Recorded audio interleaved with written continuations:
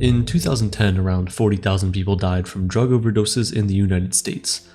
Quantifying the importance and meaning of individual human life in a single statistic is impossible.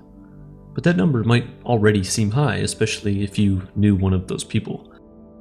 But it gets worse. So much worse. In 2021, more than 100,000 people died from drug overdose, and that number seems to continue to increase each year. Pinpointing an exact reason behind these rising numbers is complicated, but it all starts with these 5 words: fentanyl and the dark web. According to a UCLA study, fentanyl, a synthetic opioid that's 50 times stronger than heroin, was responsible for around 10% of drug overdose deaths in 2010. In 2015, the first spike of deaths as a result of fentanyl overdose happened. It remained localized in the eastern United States for several years until 2019, when it made its way across the country. Suddenly, everyone was exposed and death rates skyrocketed. As of 2021, a staggering 66% of drug overdoses were as a result of fentanyl, and that number keeps rising. Now you might say, what's the problem? If people take drugs, they should be willing to face the consequences, and while you may be right, the problem is that most people who are dying from fentanyl overdose aren't even aware they're consuming it. And it's all because of one group of people: the fentanyl kings of the dark web, criminal gangs who have figured out how to manufacture and distribute fentanyl illegally. Because fentanyl is much cheaper to produce than other drugs, they've begun lacing it with those other drugs and selling them to unsuspecting users. This is the true cause of the fentanyl crisis. Between 2010 and 2021, the amount of drugs used didn't double, nor did the number of users. In fact, drug use hasn't increased very much, it's just become much more lethal. There is a solution, but it's a rather radical one that requires an open mind to even consider. What if we controlled the supply itself instead of trying to control the suppliers? If you can't beat them, join them, if you will. The biggest issue with AI is how difficult it is to understand what's going on. It feels like we're at the mercy of the few Silicon Valley companies to explain to us how this thing they've created works, and you can bet they'll only explain it in a way that favors them. But this doesn't have to be the case thanks to Brilliant.org, the sponsor of today's episode. I recently took Brilliant's How Large Language Models work course, and it taught me everything about how generative AI tools like ChatGPT and Google's Gemini work. Although it's a very complex subject, Brilliant made it super easy for me to understand thanks to the fun and interactive features the course has. Brilliant offers thousands of other courses on different concepts like logic, maths, and computer science. Each course is designed by a team of award-winning teachers, researchers, and industry experts, so you can rest assured knowing you're getting the most up-to-date and industry-relevant information. Brilliant's courses are broken down into small pieces, which makes it super easy to learn using their app wherever you are. If you're interested in trying out the course on AI or any of the other thousands of lessons Brilliant has to offer, you can do so completely for free for 30 days by going to brilliant.org/aperture. Or clicking the link at the top of the description, which also gives you a 20% discount on an annual premium subscription. Back to our story. The approach isn't all that crazy when you think about how the opioid crisis exploded. Gone are the days of drugs being distributed on street corners or from corrupt doctors. Many now come from a much more sinister place: the dark web.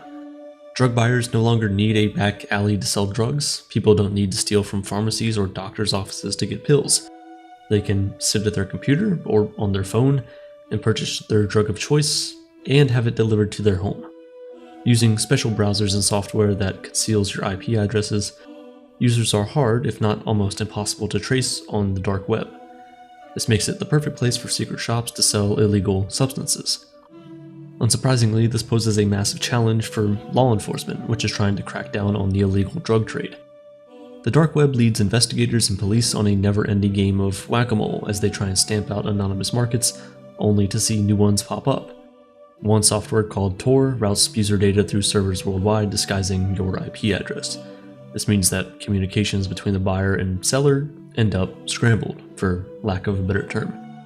Then you add crypto as a means of monetary exchange, and you can see why it's almost impossible to regulate our way out of this mess. All of this has helped fuel the fentanyl crisis. The dark web offers an accessible vehicle to buy drugs and opens up the sellers to a whole market that wasn't there before. The people who are curious but not about to commit a crime out in the open, now they can do it from their couch. Yes, the dark web has benefits. Whistleblowers who work in government or other industries can alert journalists to important facts without being identified. People in authoritarian regimes might use the dark web to avoid detection or having their internet tracked. But the same features that make the dark web appealing for people who are trying to stay safe lure in drug traffickers to avoid police surveillance. By now, the dark web is so global that even municipal police officers have to look globally to track down shipments and transactions of illegal drugs. And if one site gets shut down, another one inevitably will take its place. But before it even makes it onto the dark web, dealers have to decide to use it. Fentanyl doesn't end up in shipments of cocaine by mistake. So why lace it in there if the chance for fatality is so high? Some dealers think they can mitigate the risk by measuring fentanyl carefully. If done correctly, fentanyl can help create a stream of return customers because it's so addictive. This explains why it's so often found in cocaine or in counterfeit Xanax and Adderall. It's more addictive than those drugs themselves, so it keeps people coming back for more. Also, there's the capitalist argument. It's cheaper than the other opioids. A small fraction of fentanyl can mimic the high of larger doses of other opioids like heroin or painkillers. Dealers will use simple binding agents and a small amount of fentanyl when they make counterfeit opioid pills because it helps their bottom line. The potency of fentanyl also makes it a really easy drug to traffic. A formerly incarcerated dealer claimed that he could make over 10 times the amount of counterfeit pills when he used fentanyl instead of other drugs on their own. Even though fentanyl is heavily regulated in hospitals or other medical settings, it's not regulated at all on the internet, much less the dark web. So small mistakes by uneducated, malicious, or ignorant dealers can be fatal. The big question is, can we stop it? Of course, to do that, we need to know who the people behind these dark websites are, the operations. Just like the infamous drug lords like Pablo Escobar or El Chapo, there are kingpins running the dark web trade as well. It all started with a site called Silk Road, the first large-scale dark web drug market, which began in 2011. It received a lot of media attention, and eventually, law enforcement was able to step in and shut it down in 2013, but more sites took its place. Alpha Bay popped up and was shut down in 2017, but has recently been clawing its way back to the top. Dream Market was also a popular market until it was shuttered in 2019. Its inner workings can tell us a lot about how these sites function. Dream Market had around 100,000 listings and at the time was the biggest dark web shopping center for drugs. More than half its listings were for illicit substances, although it also sold things like designer clothes, counterfeit money, and stolen online banking information. The shopping experience is similar to what most of us experience when we need a new yoga mat or that random piece that broke off your fridge. Buyers can go to any of these sites, search the inventory, and pay in crypto, and the drugs will arrive on their doorstep. And like the typical online shopping experience, buyers can leave reviews for vendors and products. Let's say you're buying a new TV. You might go online and read some reviews, look for the best deal, or see which retailers are the most reputable for what you're looking for. The worst case scenario is you might buy a shoddy TV. But on the dark web drug markets, the worst case scenario is you buy drugs that are laced with something like fentanyl that could kill you. The reviews might read like an old product on Amazon, but they are as consequential as it gets. One review on Dream Market of 100 milligrams of the drug carfentanil said, "It took forever to find a new carfent supplier, finally found a good vendor. It's great." It reads innocent enough, but carfentanil is a synthetic opioid used to sedate large animals that is even more potent than fentanyl. 100 milligrams is enough to kill dozens of people. With all the difficulty around taking down sites and kingpins that operate them, there have been some high-profile success stories in curbing the dark web drug market. A 40-year-old Indian-British man named Banmeet Singh ran an international drug ring from his home in the UK. He was charged with conspiracy to commit money laundering and to distribute and possess with intent to distribute controlled substances in April 2024. He admitted that from 2012 to 2017 he was active on the dark web drug market, distributing heroin, cocaine, fentanyl, ecstasy, LSD, ketamine, Xanax, and plenty of other drugs. He had to surrender more than 4,000 Bitcoin, which was valued at more than $245 million, and was given the same priority level of threat as El Chapo.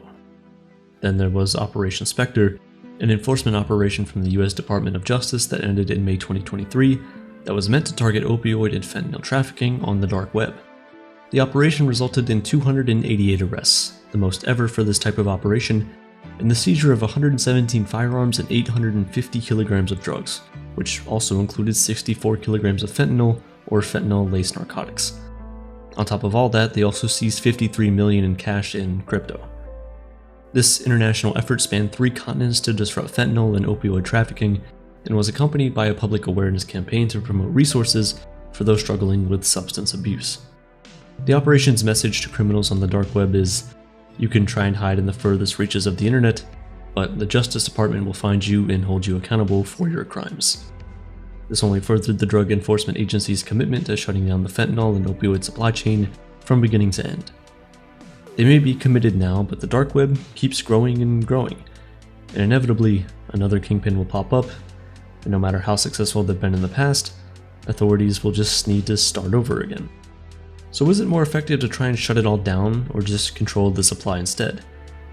In the 1920s, the US banned alcohol, but people didn't stop drinking. They went underground, and illegal traffickers operated similarly to how those on the dark web operate now.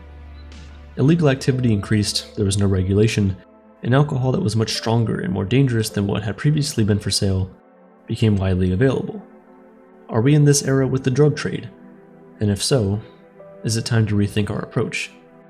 The goal is, by whatever means necessary, to save lives. The internet is dead and we are the killers.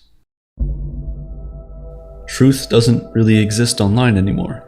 Bots have swamped social media with misinformation, and the web pages we surf today are almost entirely generated by AI. Even YouTube is flooded with channels completely run by AI with zero creative input from humans. Every single day, less and less of the content we consume is created by humans, and what's even worse is that all of it is being recycled back into a system that we have very little control over, leaving the internet a shell of what it once was. Scrolling through social media has become an isolated, empty, and fruitless activity. But how exactly did we get here, and is it too late to revive it? The internet started as a weapon of war.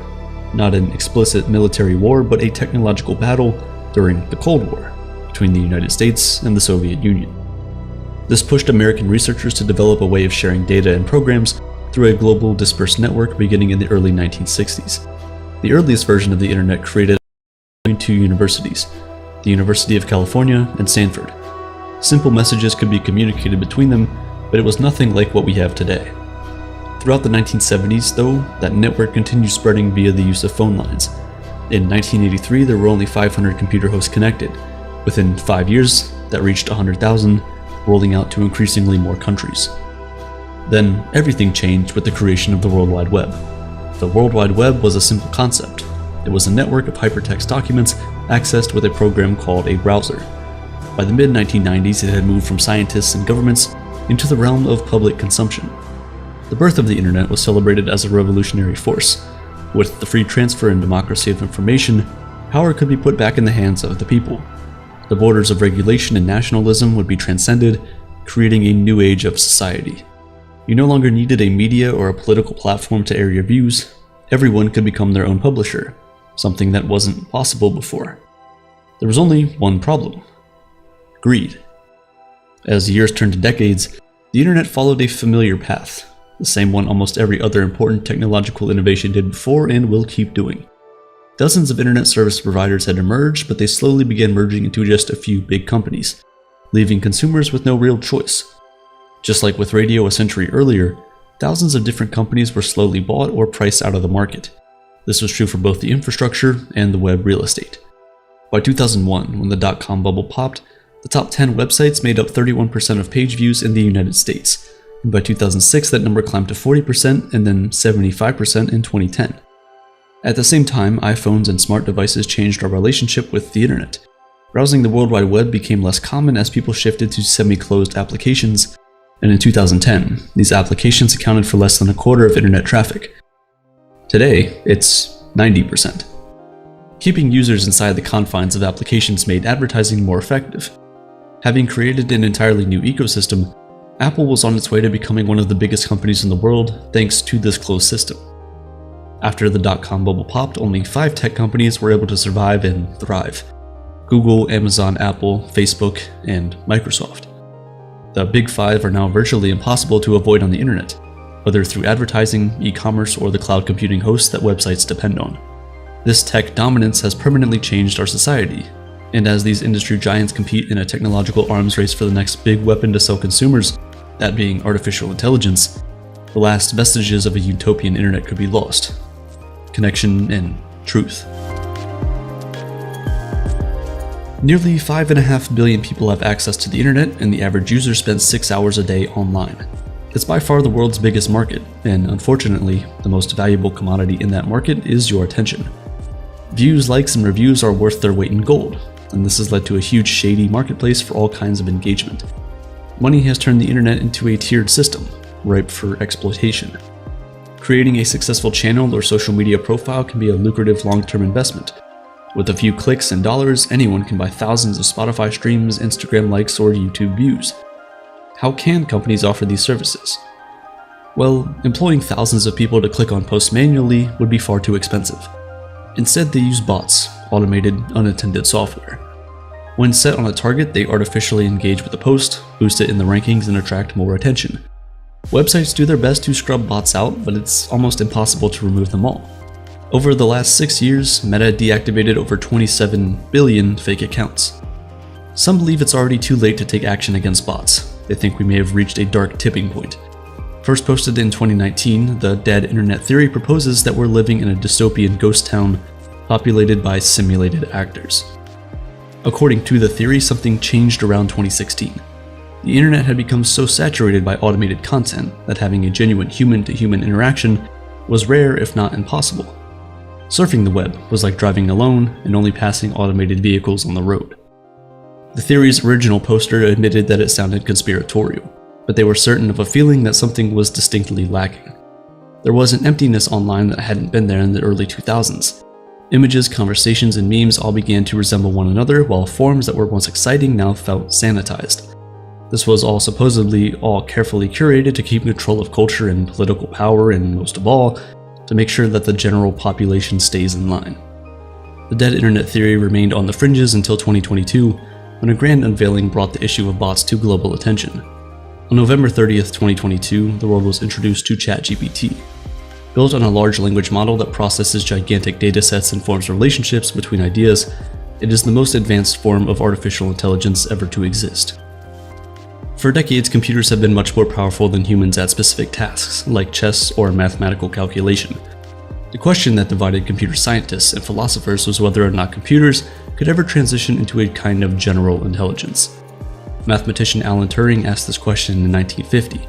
He developed the Turing test as a way to determine whether a machine was thinking. The test was simple. For a computer to pass, it has to fool a human into thinking they're talking with another human. Last year, ChatGPT-4 became one of the first to pass the Turing test. We had officially brought a machine to life, and suddenly the Dead Internet Theory became not just a conspiracy, but a likely future. And if we can't distinguish between humans and AI anymore, who can we trust? Consider this. 49.6% of all internet traffic in 2023 came from bots. Even more daunting is that things are likely to get much worse. Now that search engines have started to integrate AI technology like ChatGPT into their services, the flaws have never been more clear. Tech giants are rushing products to the market to compete with each other for supremacy. In the process, there have been some disastrous results. Google's entry into the world of AI, Gemini, told users that rocks are a source of vitamins. Astronauts who landed on the moon encountered cats. Backpacks are just as effective as parachutes when jumping out of a plane. These tech-fueled hallucinations come from them trying to piece together gigantic amounts of information that have been compressed, and they do this with an algorithm that identifies the important components and interpolates the missing pieces. Anything creative is usually generated using a composition or altered version of work that has already been created by humans. Artwork and music online are being used as training data for artificial intelligence, leading to many arguing that workers are being exploited. Hundreds of artists backed by the nonprofit Artists' Rights Alliance have signed an open letter seeking to prevent AI from sabotaging and undermining artists. On top of that, these models don't know how to judge whether or not a source is trustworthy. Instead, they gravitate towards popular responses, which can range from reliable academic journals to a meme made by a 17-year-old to gain Reddit karma. One individual created a fake website designed purely to trap crawlers. These are automated programs commonly used by search engines to systematically download the contents of web pages. They realized that the GPT bot was collecting around 3 million pages from their sites every day. This was a small window into the quality of data that is being scraped by chatbot AIs and informing their responses, which isn't exactly a positive sign. What's even worse is that because so much of the internet is already generative AI, the next generation of AI will use content created by the previous generations as training datasets, and with each passing generation, the work these AI tools produce will continue to be less and less human. Search results will be filled with AI-generated content, and finding trustworthy sources will become even more difficult. The word robot was first used in a 1920 Czech science fiction play called Rossum's Universal Robot. It comes from the Czech word robota, which loosely translates to slave. This was a good description of mechanical robots used in production. They were simply tools like a hammer or a calculator. As robots moved into the digital world, though, the relationship between master and slave has been blurred. Online media is already largely controlled by artificial intelligence. Powerful automated programs determine whether content succeeds or fails. Advertisers pay millions for professionals to crack the code of mysterious algorithms. Because they're constantly changing, these programs essentially create a secretive inner functionality process not even known to those who design it. Left at the mercy of pattern recognizing supercomputers, our behavior has been shaped around them. Social media sites have shifted from authentic social engagement to prioritizing consumption-driven models. As long as they can keep you online, it's good for business. While there, algorithms process unimaginably large datasets to create profiles of you as a consumer, categorizing your online behavior to create personalized ads. All it takes is a single click to fill your feed with a certain subject, pulling you in to consume more. The system rewards copycats and imitators who observe successful content, and they have no choice. To survive, online creators, influencers, and marketers must constantly seek the algorithm's approval. In the end, even the humans who create are forced to create generic, unoriginal content. And there's a reason people are complaining about the Mr. Beastification of YouTube. But who can you blame? When a creator feels like the only way they can succeed is to appease the almighty algorithm and they see how well Jimmy Donaldson does that, why shouldn't they copy him? As Friedrich Nietzsche argued, people tend to follow the herd for protection, afraid to show authenticity and confront truth. With this comes nihilism, where the herd drifts aimlessly without meaning or certainty. That is reflected in the algorithm. The content we consume and perpetuate leaves us in an infinite cycle of emptiness. Our aesthetics and values are now curated by non-human forces. So is our culture still ours? Are humans the ones giving the orders, or has technology become our master? The commercialization of the internet, the concentration of a handful of companies, and the creation of a quick but dangerously inaccurate generative tool have given us a technology that is manipulating our deepest weaknesses. The emergence of bot armies offers a shortcut for business development. AI offers a shortcut to creativity for low-quality content production. Powerful algorithms have fueled our addiction to short-form content. Has the internet become a carefully constructed reality we've all been presented with? Not to the extent that the dead internet theory describes, but as artificial intelligence spreads through the internet, our sense of reality is being seriously shaken. It's a wake-up call to change course before it's too late. To keep the internet alive, we need the courage to break away from the herd, acknowledge that the current systems aren't working, and that humanity is more important than profit. If you like the videos we make and would love to support us to make bigger and better projects, we just updated the Patreon. Everyone who joins will get free access to our updated Discord server, where you can connect with the Aperture community. Patrons can choose from different tiers with perks like discounts on all the merch we have and will create in the future, private Discord channels for voting power on video topics and idea pitching, shoutouts in video descriptions, and more perks to come that will be decided by you guys, the patrons. If you don't have the means, then please don't feel obligated in any way. Subscribing and watching the videos is more than enough support. But if you do have the means and want to support, then Patreon is the best way to do so. The link is in the description. Thanks for watching. Imagine you just spent $4,000 on an Apple Vision Pro. You excitedly bring it home and set it down on your coffee table, and as you open the premium-feeling Apple packaging, the smell of the fresh plastic and metal fills you with a familiar joy. You strap on the headset and enter an intoxicating setup mode that immediately introduces you to the feeling of spatial computing. Your body feels like it's in that world, and although it's just a bunch of bland menus, you're pumped.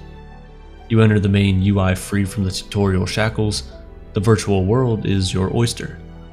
Now it's time to populate your home screen with apps. You start with applications for working, such as email and word processing. This is a serious, grown-up VR/AR headset after all. But now it's time to play.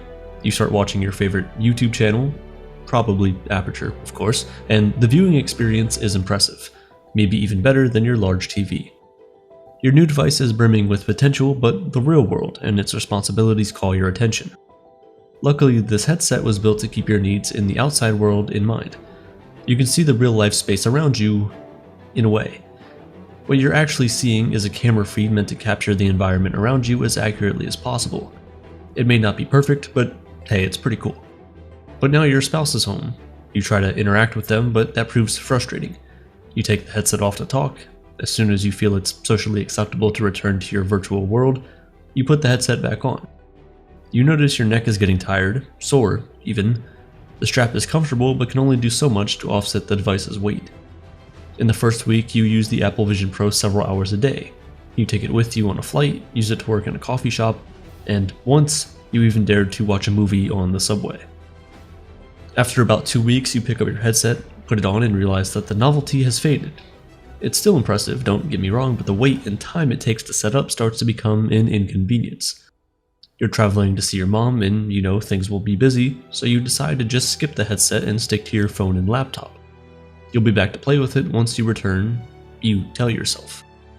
2 months later, you're only using it on weekends to watch a movie, and you're wondering if it was a good investment. Someone asks you if you recommend getting one. You pause, which tells them everything they need to know. The Apple Vision Pro is Apple's latest attempt to take a promising technology that has so far lacked good execution and execute it in a way that only Apple can. It falls neatly in line with AirPods and the iPad in how they improved on Bluetooth headphones and tablets, and how Apple's walled garden made them the best in class, at least for those with other Apple products. Apple planned to do the same with the Apple Vision Pro in the VR/AR space. It had a sleek design made of mostly metal and glass, which other headsets lack. Unlike most other headsets, Apple also emphasizes work over play, and, of course, it integrates perfectly with other Apple devices. Because it closely follows the template of other previous products, it wouldn't be surprising to think that the Apple Vision Pro would be an overwhelming success. But that hasn't even been the case. The demand for these $3,500 headsets has been low, and production has even slowed down due to these sluggish sales. Tech reviews have slowed down, and it looks as if people have moved on from the Vision Pro so quickly. So this does beg the question, why does nobody want the Apple Vision Pro? Right off the bat, we need to address the elephant in the room, the price. At $3,500, this is 7 times the price of its closest competitor, the Meta Quest 3. It's more expensive than a base model of the latest iPhone, iPad, and MacBook Air combined. Most people aren't willing to spend that much money on a first-generation product that doesn't even have a native Netflix app. That's why many tech reviewers believe that this first generation was created for developers to make apps for the platform, not really for the general audience. But beyond the price, other factors are also at play here. Unlike other VR headsets, Apple wants this to be a regular part of your life. Their marketing suggests it'll fit into your lifestyle like the iPhone in your pocket, but like other VR headsets, there's one significant barrier it can't get around: the barrier it puts up between you and the real world. VR can be an incredible experience. It can convince your body that a fake world is real. Anyone who has looked down into a canyon with their headset on will be very familiar with how it can trick the senses. But to get to that world, you must put on the headset and leave this one. The idea of entirely ditching reality as a daily activity is at odds with our basic sense of responsibility to ourselves and others. The device creates a barrier between you and the rest of the world, which is filled with people who demand your attention. Of course, you have real-life human needs you can't fulfill in a virtual world. Apple's other innovative devices took over many of our lives. The smartphone constantly distracts us from work and our play. The iPad does the same thing, but it's bigger, and admittedly, with that comes some added benefits. They made tasks that were otherwise difficult simpler and more intuitive. The Apple Pen and illustration apps have more recently made tablet-based illustration so much like the real thing, taking away many of the previous inconveniences of digital drawing. But there is one line these distracting devices didn't cross. They seamlessly slid into your current life. When Steve Jobs announced the iPhone on stage, he talked about merging 3 things we use every day onto one device. All the songs you could ever want, a mobile phone, and the internet. People already loved and couldn't do without these 3 things separately, and the iPhone simply combined them into one device. On the other hand, the Vision Pro asks you to do something you've never done before. To leave this world and enter a new one. And that's something most people just aren't ready to do yet. Apple has clearly anticipated this problem and tried to get around it with features the other VR or AR headsets largely don't have. It has a camera facing inward and one facing out so that you can see a digital representation of the outside world, and others can see a digital representation of your eyes. For FaceTime calls, the headset creates an avatar of you that's meant to reasonably convince others it's actually you. So far, neither of these features are working well and still lies very much in the uncanny valley. While these attempts to fit the Vision Pro into your life are impressive, there's one big problem. A replica of reality, no matter how accurate, will never be as satisfying as the real thing. Even when impressively reduced, the stuttering and latency of the simulated world is still a frustration that you've never had to deal with in the real world. When your phone lags, you can easily look away from it for a few seconds and then continue. You don't feel trapped in a virtual world. With the Vision Pro, you can either stare at nothing for a few seconds or go through the stress of taking off the headset, and even if you do that, there's no way of knowing if it's fixed itself without putting the headset back on again. One of the biggest reasons we're addicted to our smartphones is how easy it is to get into. One swipe and you're on TikTok, ready to consume content. With something like the Vision Pro, it takes a few minutes to get the headset, put it on, and strap it into place before you can get going.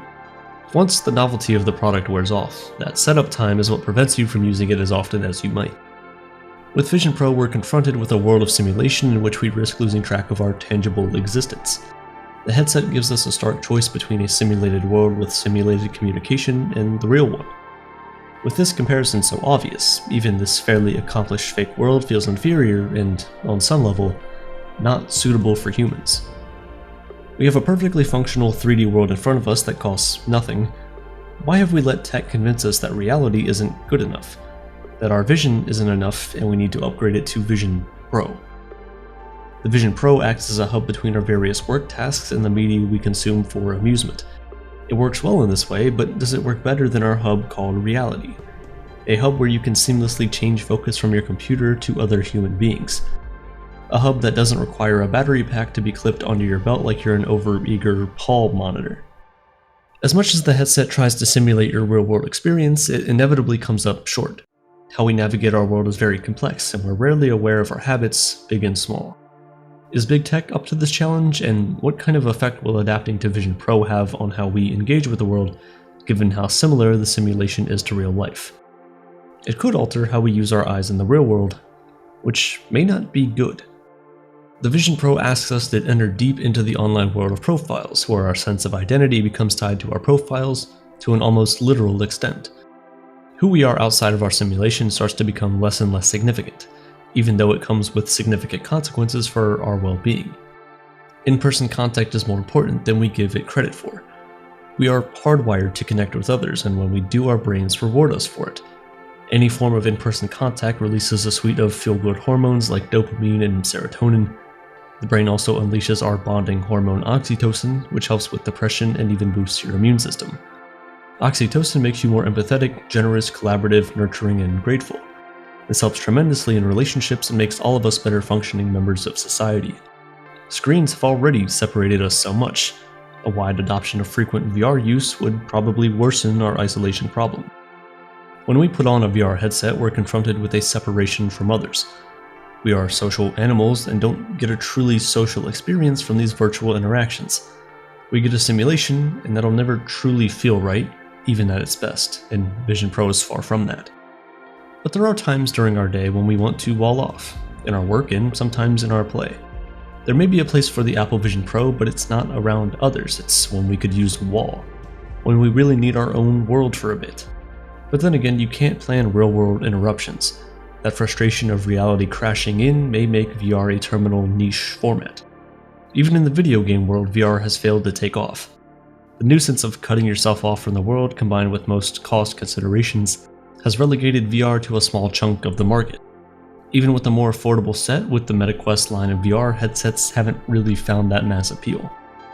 What's on offer is still very impressive. Shooting a bow and arrow in a world that's convincing to the body is hard to beat. But even in a format that is exclusively simulations of some degree, this appears to be too much of a bother for most gamers, and motion sickness doesn't really help either. Defenders of the Apple Vision Pro often point out that we have a history of scoffing at groundbreaking tech before it takes off and becomes an indispensable part of our lives. When the iPad was first introduced, many of us mocked it. We questioned why anybody would need what is essentially a bigger smartphone, but it's been widely adopted and loved by many. While this example is true, the notion of tech fatalism is misguided overall. Tech isn't just going to take off because it's old or made by a reliably successful brand. Failures happen, and we increasingly see the negative consequences of big tech's influence on our lives. In cases where the consumer has a choice, they are more likely than ever to say no to tech distractions. Tech has waged a war on reality, making our material reality worse while drawing you into a simulation. But only so far can you push people before they recognize what's happening isn't good for them. Eventually, it becomes all too clear that you're not just being sold a product, you're being sold a false set of values. In a way, Apple's Vision Pro main competitor is reality itself, but with zero latency and an unbeatable price. Apple has its work cut out for it. Which would you pick? Reality's Vision or Apple's Vision Pro?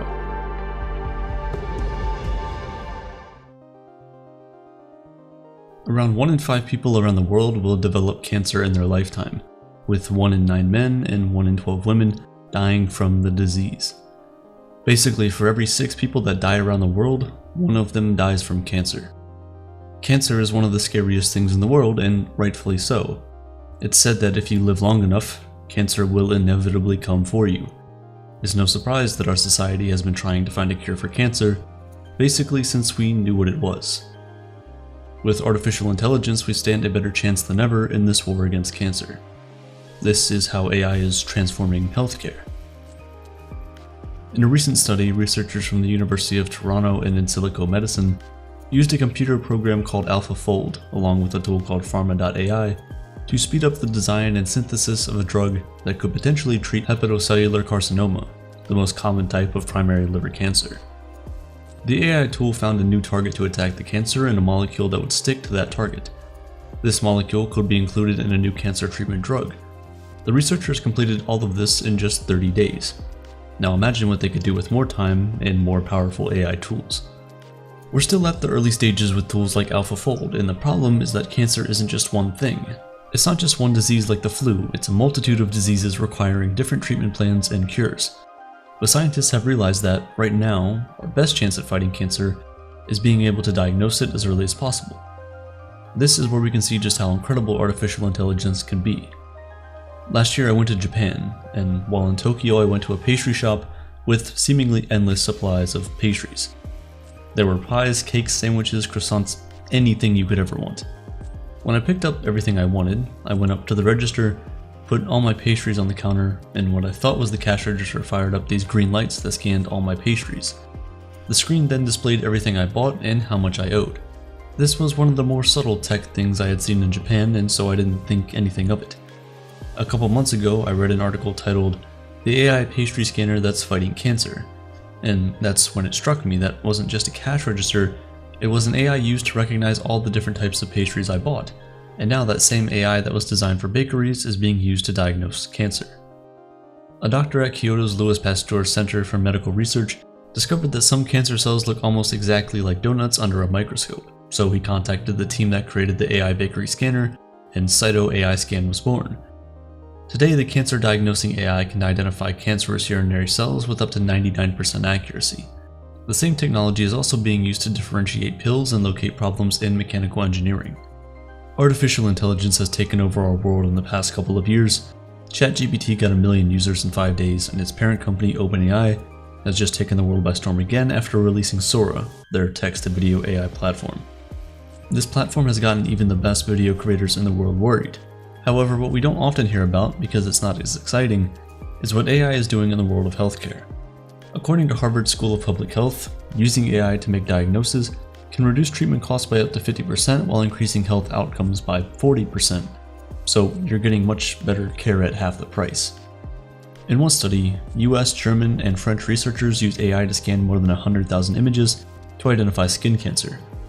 They found they got better results than the 58 international dermatologists who were given a similar test.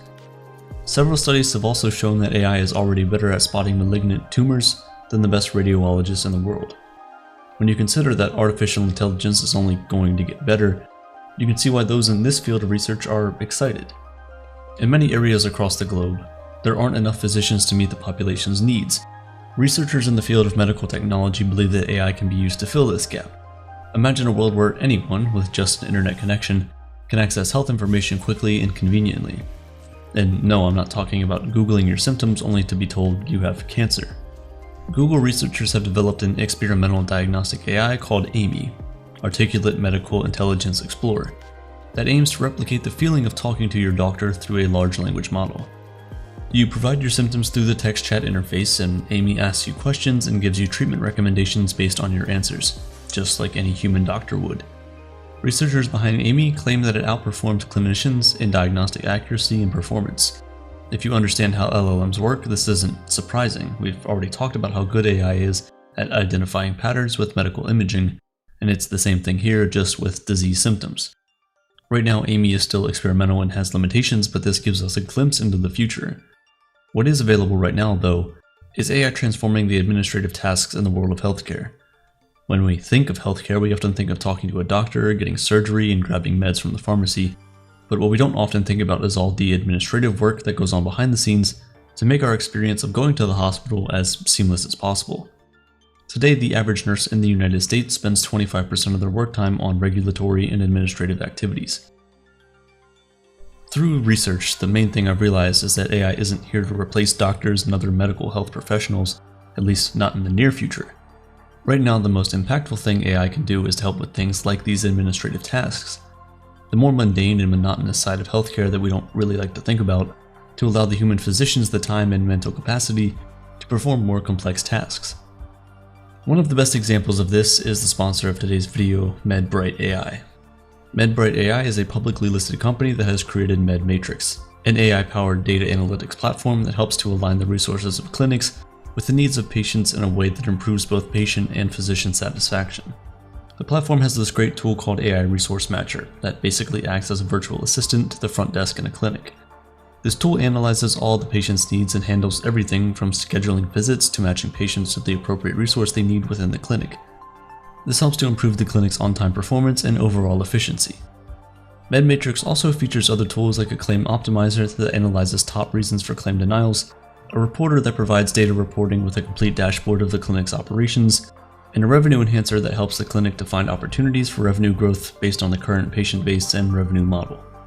Tools like this are amazing for outpatient clinics and enable them to manage their patients better and generate more revenue that allows them to provide even better patient care.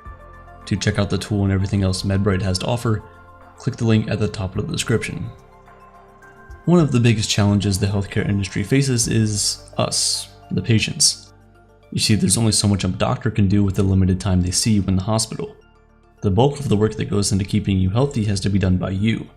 Research has shown that the more patients proactively take care of themselves, the better the outcome of their treatment. The problem, though, is that many people don't have the required knowledge or willpower to follow through with the plans and make the behavioral changes necessary to improve their health. Thankfully, this is another area in which AI can help. Machine learning can be used to personalize care to a level that would be impossible for a human physician. A machine will also be there 24/7 and can implement things like message alerts and timely checkups to ensure patients are sticking to their treatment plans. Right now, ChatGPT is being used to help patients with diabetes better understand their diagnosis and treatment options. Researchers have also found that it can help them monitor their symptoms and adherence to treatment, provide feedback and encouragement, and answer their questions. ChatGPT and other similar tools can also be used to rewrite the treatment plan that's been prescribed by medical professionals into different reading levels and possibly languages. This reduces the barrier of entry for the patient to understand what they need to do and empowers everyone, regardless of education level, to take better control of their health. There is a concern with using AI in healthcare though, and that's the data. Who gets access to your healthcare data? How much more information do we want to give Silicon Valley tech companies about ourselves and our health? The infamous Golden State Killer was caught decades after his crimes through an open source DNA database. He never submitted his DNA, but investigators linked crime scene samples to the DNA of his extended family. There's been other cases where criminals have been caught in a similar way, and you might say this is a good thing, and it is, but where do we draw the line? Today it's used to catch criminals who got away, tomorrow it might be used to catch peaceful protesters whose only crime is disagreeing with the government of the day. There's also the issue of insurance companies using this health information to inflate insurance prices for people predisposed to certain illnesses.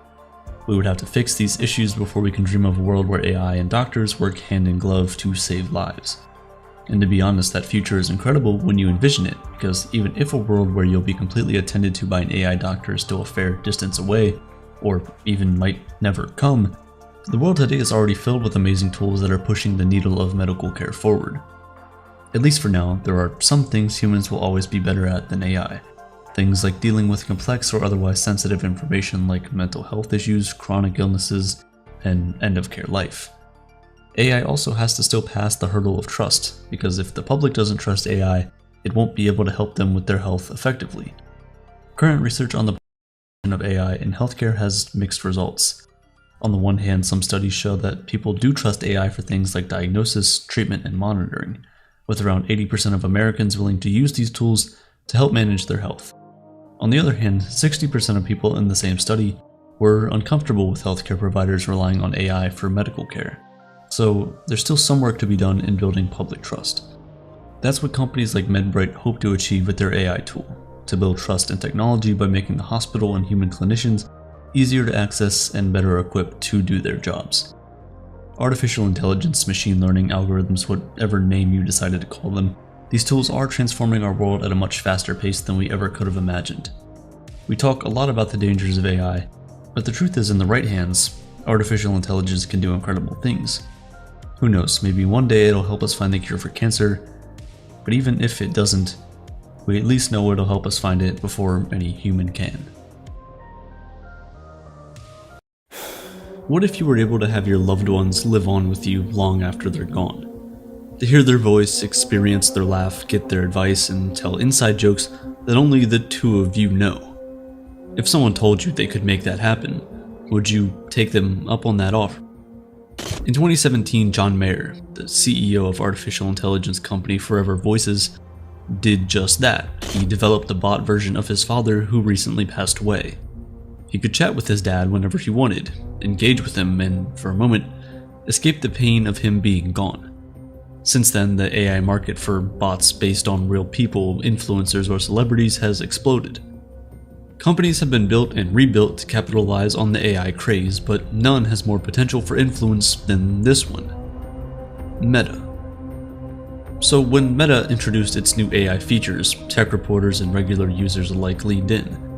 Meta's new features include customized stickers, image editing, and AI assistant, and one development in particular that's thrown everyone for a loop: a new cast of AI bots. These bots aren't your run-of-the-mill AI bots though. Each one of them has a unique backstory and expertise in a particular niche. They have profiles on Instagram and Facebook, and most importantly, they're voiced by cultural icons and influencers like Tom Brady, Naomi Osaka, Kendall Jenner, MrBeast, and Paris Hilton. But confusingly, the characters are different from their instantly recognizable celebrity voices.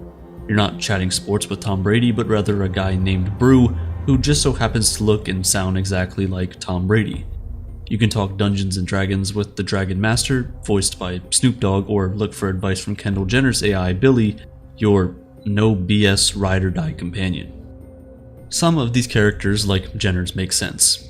Others leave you wondering what the connection even is. For example, Paris Hilton is a crime-solving detective. What's the connection there? Ironically, these bots were unveiled at Meta's annual product showcase Connect. At the same time, the Actors Union, the Screen Actors Guild, was on strike, partially over demands around limiting AI-generated content that threatens to put actors out of work. So how did Meta get a bunch of non-actor celebrities to give away their likeness? Well, they didn't give it away at all. They were reportedly paid up to $5 million each for 6 hours of work and endless usage of their face and voice. Meta's deep pockets and cutting-edge AI technology called Llama position the company perfectly to take on such a high-profile AI project. Unfortunately, a lot of the new bots are generally loathed as creepy and confusing. Chatting with AI Tom Brady or Brew might be a fun novelty at first, but quickly can evolve into a far less interesting conversation about football than one might expect with the actual Tom Brady. Novelty, it turns out, wears off pretty quickly. So why is Meta taking such a big chance on this new chatbot program that seems doomed to fail from day one? Well, just like many others, it's trying to win the artificial intelligence market. There's never been a more exciting time and competitive time for AI, and Meta is trying to do things a little differently than its main competitors like OpenAI. Llama, its homegrown tech, is open source, which means Meta is giving developers around the globe access to its software. This is in stark comparison to the technology behind ChatGPT, which OpenAI keeps under wraps. Meta compares this strategy with Linux, an open source PC alternative to Windows in the 90s and 2000s. Linux made its way into corporate servers worldwide and became a key component of the modern market.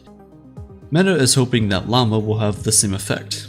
In their eyes, by making the technology open source, they're allowing third parties to make improvements that could result in better efficiency and ultimately make it cheaper for Meta to run the AI software. And what better way to keep its software relevant than creating a pop culture moment using Snoop Dogg or Paris Hilton AI bots? Ultimately, the idea isn't that original. It's the same concept used by another company called Replica, which creates chatbots and lets users design and interact with their own AI companions. Just this time it's with famous people. Meta CEO Mark Zuckerberg's vision for these bots isn't just to have a famous face to look at. He bills them as different AIs for different things. He wants the AI bots to help users not only decide what to have for lunch or what to wear for a wedding, but also to create travel itineraries or execute recipe ideas with experts like host Padma Lakshmi and chef Roy Choi. The goal, which may or may not have been reached, is to normalize these chatbots by making them feel both familiar and distinct. In that vein, the celebrity strategy makes sense. Seeing a celebrity's face is more enticing than just a random generated AI face that we don't recognize but might vaguely look like our mail carrier.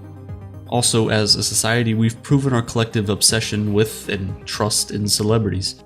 We consider them credible on a particular topic because if they've achieved this level of success, then they must somewhat know what they're talking about, right? This kind of aspirational appeal brings out strong emotions in users looking to emulate a celebrity's lifestyle or attributes. Meta hopes that giving unlimited access to that celebrity at our fingertips will make users feel like they're getting closer and closer to the life they want to lead. But the difference here is that as much as we might admire Tom Brady for his talented mental and physical capabilities, we're not actually getting those capabilities through his AI, we're just getting what Brew, who happens to look and sound like Tom Brady, can scrape from the internet. The ultimate goal here might not be to make us believe we're talking to Naomi Osaka about tennis, but to keep us engaged with her so we spend more time on our Meta app of choice. The goal is also to get you to give Meta as much data about your personal life as possible. The more you talk to Brew, the more you reveal about yourself. Meta could then use this information to sell you even more personalized ads, and what's worse is that they can also sell that data to data brokers who then sell the data to other companies that want to sell you stuff. That's because Meta is seeing its young users, specifically those they're trying to retain and keep with these new celebrity face bots, leave in a mass exodus for trendier apps like TikTok. In order to keep up with other AI companies like OpenAI, Google, or Microsoft, Meta needs to retain as much of its influential audience as possible.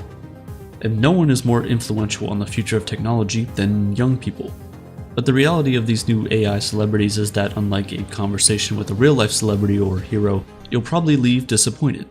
So far, the chats seem awkward and feel more like words dreamt up by a Facebook executive talking to a Gen Zer, not an authentic exchange, and you're not even chatting with the celebrity avatar the entire time, but instead texting with them, punctuated by an occasional video where you might, for a second, feel like you and Snoop Dogg are BFFs. These chatbots, like others, present a larger issue: misinformation, because chatbots easily generate false or misleading information in a phenomenon called hallucination, and that's because generative AI, like Llama, relies on algorithms that analyze how humans string words together on the internet. Chatbots learn to talk and what to talk about by analyzing massive amounts of digital text on the internet. They're guessing the next word in a sequence of words like a mega powerful autocomplete tool. And because chatbots are just scraping the internet to figure out what words to say next, they are susceptible to the same false information we are if we do a simple search. The difference is that we can usually determine a trustworthy source from a misleading one. Chatbots, at least for now, often don't have that skill. Our discernment skills as real-life human beings also come into play when we're talking to a run-of-the-mill chatbot like ChatGPT. We know it's not a real person, it doesn't have a face or voice that tries to create some kind of identity. The new Meta AI chatbots are the opposite. The goal of using celebrities is to trick the part of our brain that wants to identify the chatbot as what it is: software. But software with the face and likeness of Paris Hilton doesn't really feel like software. These meta celebrity chatbots are attempting to break down a critical boundary between the real and artificial world by trying to convince us, successfully or not, that we're talking not to just real people, but some of the most recognizable people in the world. They are our companions who reel us into conversation. Meta wants us to feel connected to these chatbots not just because they have the information, but because we can relate to them. And if we relate to them, we're more likely to stay logged onto the app. Reportedly, if you say goodbye to some of these Meta AI chatbots, they politely try to get you to stay, like a best friend begging to stay at the party just for a few more minutes. Meta is betting we will form a relationship with the chatbot characters, but it's not necessarily good. Parasocial relationships are non-reciprocal connections that form often between a fan and a celebrity, or in this case an AI who looks like a celebrity, but for some people these bonds can feel real and lead to emotional turmoil. In the movie Her, a relationship between a person searching for a connection and an AI that gives it to them isn't to be taken lightly, and while at the time Her might have seemed like a fun idea for a movie, it's now the world we're quickly approaching. A 2021 study from the US Bureau of Labor Statistics found that people spend less than an hour a day socializing, even with members of their own households, and in contrast, we spend about 3 hours a day engaging with media like television or social media. The amount of time we spend online makes it easy to form parasocial relationships with celebrities and influencers online. We feel like we know them, but usually we don't. The relationship exists only for us, not them. These kinds of relationships can lead to materialism or even parasocial breakups, which can have lasting emotional damage, just like a real-life heartbreak. By feeling so close to celebrities online, we fall into an illusion of intimacy. That illusion goes even further when you've got AI bots that look and sound like famous people. Because while you might obsess over your favorite influencers' outfits or what they eat for dinner, the fact that they never talk back to you is a constant reminder that you aren't actually in their life. But if their face was on your phone talking back to you in their voice, even if the thoughts weren't their own, wouldn't that complicate the emotions you have towards them? Users of these metabots might think they're getting more deeply involved with their favorite celebrities, but they're not. What will really push these parasocial relationships over the edge is when celebrities decide to create full AI versions of themselves. For now, Meta has limited the actual celebrity to a very small portion of these chatbots, but what if everything they said back to you was actually based on their real personality? That would probably be more enticing. Of course, there are real concerns about creating full AI versions of celebrities. It might help them better interact with fans, a positive or negative, depending on which famous person you ask, but it could also lead to videos of famous people saying or doing something terrible. If the internet was suddenly filled with AI versions of our most famous people, how would we deduce what's real and what isn't? Many studios have been resistant to striking actors because they, just like the actors, know that there's so much potential in AI versions of performers. And now they don't need to look any further than these meta celebrity chatbots to understand what the path might look like. If 6 hours of work from Tom Brady can create that realistic of a video, then there's seemingly no limit to how the technology could be used for better or for worse. Some are trying to get ahead of it. The singer Grimes said she would split the royalties with anyone who successfully used her voice in an AI-generated song. Karen Marjorie, a 23-year-old influencer, created a virtual version of herself as a romantic companion for any fans willing to pay. As for Meta, time will tell the fate of their new AI chatbots. Will the novelty wear off? Will people get sick of boring conversations with someone they expect to be anything but boring? Is a chat with fake Snoop Dogg about Dungeons & Dragons really more exciting than talking to real humans about it? Probably not. But even if these new AI tools seem lackluster, they're certainly a sign of what's to come. A world in which we are potentially more connected to AI than our own family. A world in which celebrities become far more accessible to ordinary people than we could have ever dreamed. Do we want that world? Meta sure does.